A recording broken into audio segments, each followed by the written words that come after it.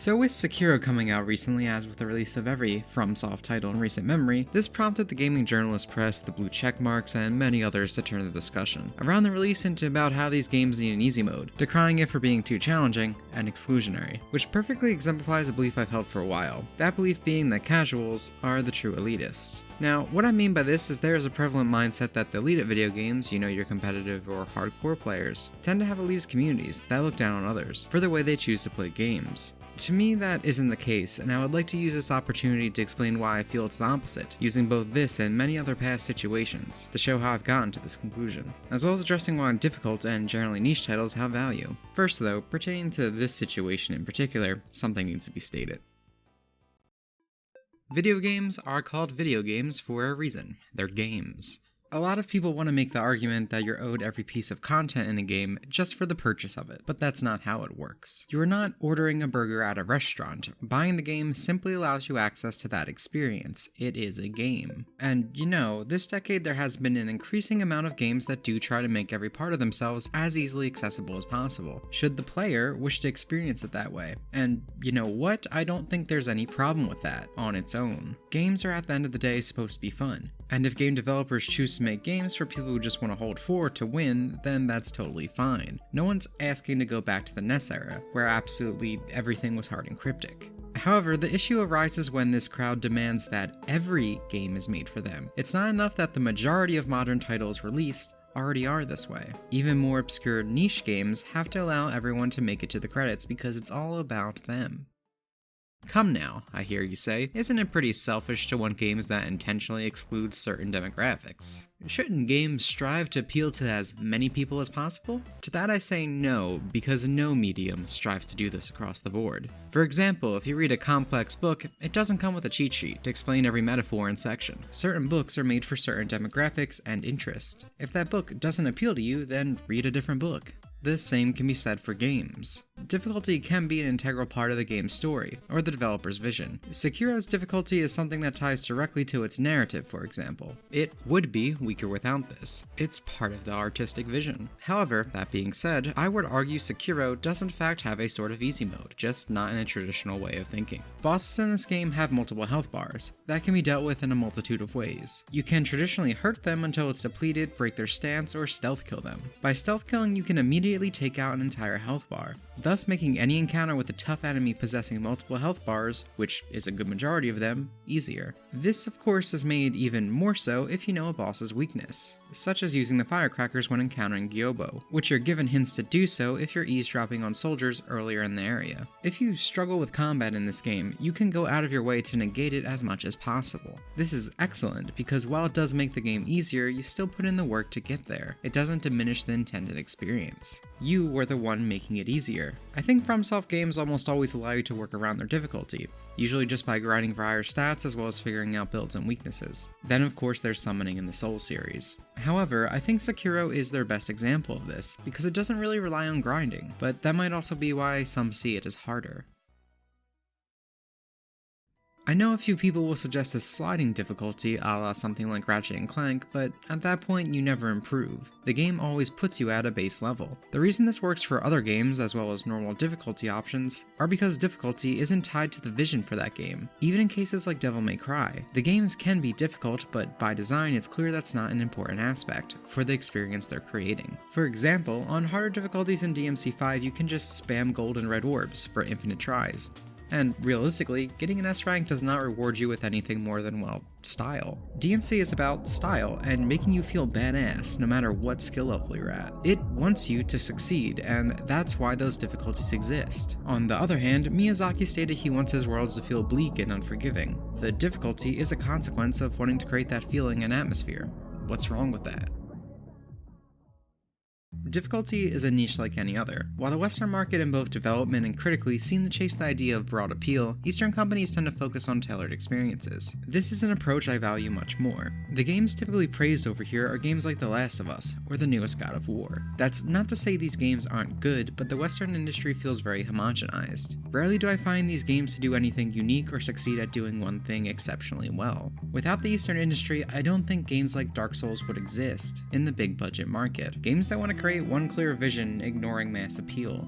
Difficulty is the topic for this video, but I want to highlight that I think it's so important that we stick up for this niche approach to games. Not everyone has to see appeal in a game about rubbing naked monster girls for it to exist. That's not to say you can't dislike it, but there's a very clear difference between disliking something and thinking everything must bend to what you want. Admittedly though, maybe another aspect on the player side specifically that gives appeal to difficult games is part of the satisfaction of completing one. It comes not just from overcoming the challenge itself, but also from knowing that you've accomplished a task that not everyone might be able to complete. Not necessarily because someone else can't, but because you know to get here, it has to be worked for. It's a reward. No matter how many times someone goes, "But it doesn't impact your playthrough if other people play it on easy mode." Ultimately, that doesn't change the fact that it would indeed change how many of the people who are into these games would experience them. Again, as well as the artistic or creative vision from the developer. The ways we all have fun with games shouldn't have to justify themselves by some kind of non-existent objective standard. I understand one could argue that it is a somewhat selfish feeling though, and if the majority of games were designed this way, maybe I would even find myself agreeing with their point. But what this observation fails to consider is that truly challenging games, especially ones without difficulty select, are a comparatively tiny niche market. Honestly, by arguing that despite already a majority of games giving you what you want, literally all games in existence should cater to your specific needs, you are being far more entitled and selfish.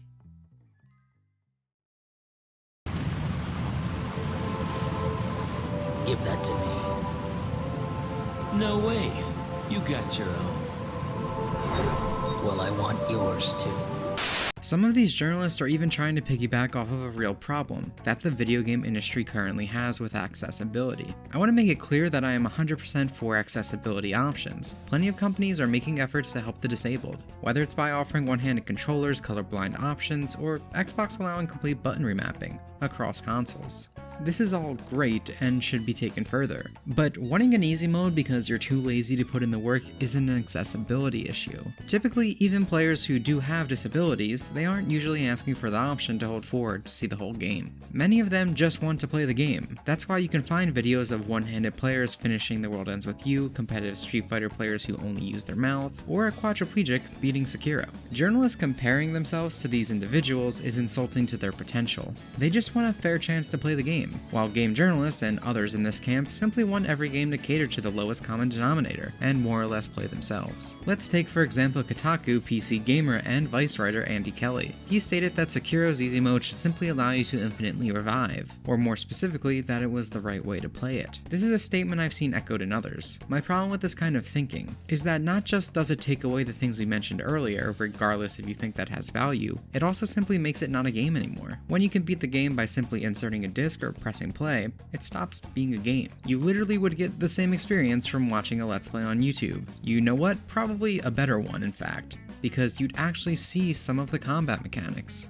And let's not kid ourselves here. When I keep seeing articles where they tout the fact that they beat the game by cheating, it's clear you don't have the interest of the disabled in mind.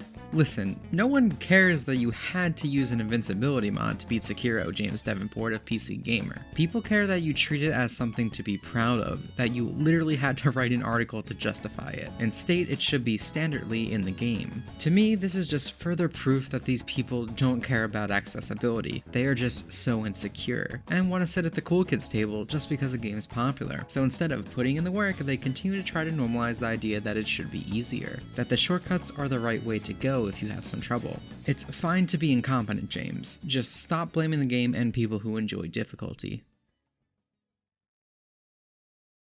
It truly does seem like the very idea that you need to practice or try to achieve something is a bad thing to these people. You will constantly see the same folks say these communities are toxic because of their get good mentality. I do understand that there are assholes out there that will use it on people just because they're bad at a game. I stream hard games while not being particularly good at them. I deal with this, and that's not the point of it. There are always assholes in any community, and yes, sometimes games are unfair. I'm not trying to say get good is necessarily this great encouragement tool, but at the core of it, what is it saying? It isn't give up, you suck, you can't do it, it's try again, keep going, get good at it. It's not supposed to be an attack unless you make it one. And in my experience, it actually personifies what it meant to be in these communities. When I first started playing Dark Souls, people didn't come laugh at me when I was bad. They would come into my chat, give me advice, tell stories of how hard it was for them originally too. These communities are not toxic. If anything, you know what? They are encouraging. They want more people to love and interact with their hobbies as much as they do. They want to show you what's so special about it. Time and time again, I see these supposed elitist communities be welcoming.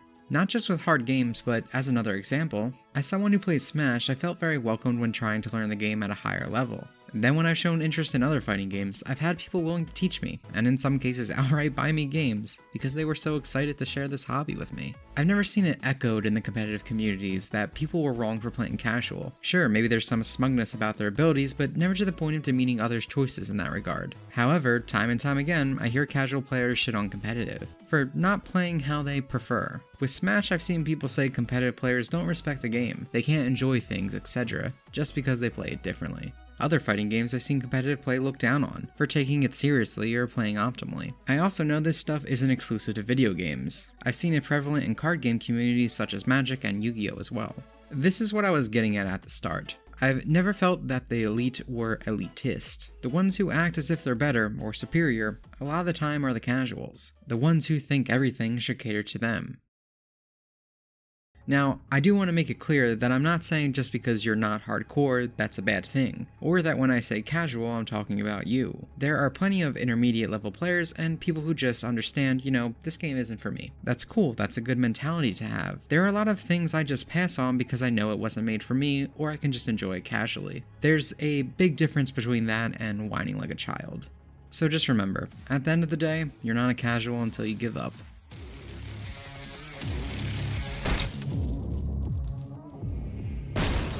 So that's the end of the video. As always, if you like the video, you can like it physically, support me here on YouTube by becoming a member, subscribing, follow me on Twitch, Twitter, or if you want to really support my content and see some extra stuff, you can support me on Patreon.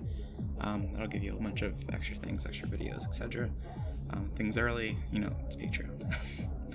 The only two things I really have to say for this video is it did come out a bit later than I wanted to, just because of some personal stuff, but I don't think that's the biggest deal. A lot of the time when I do these videos on current topics, I try not to make it just, oh, look at this stupid journalist, because a lot of people do that, and that's not really to demean their content, just that, a lot of people do it, so I don't want to just do that. If you remember with the Goblin Slayer video, I kind of made that more about how people critique certain media in a certain way or dismiss it, and for this, obviously by the title, you can tell what I kind of turned this into. That's about it. I don't have too much to say for this video. It isn't a long video, but I feel like I said everything I wanted to. So yeah, thank you for watching. And again, if you like the video, please consider supporting me or the video directly or anything else. Come to a stream. I don't know what you want to do. Yeah, that's the end of the video. Thank you.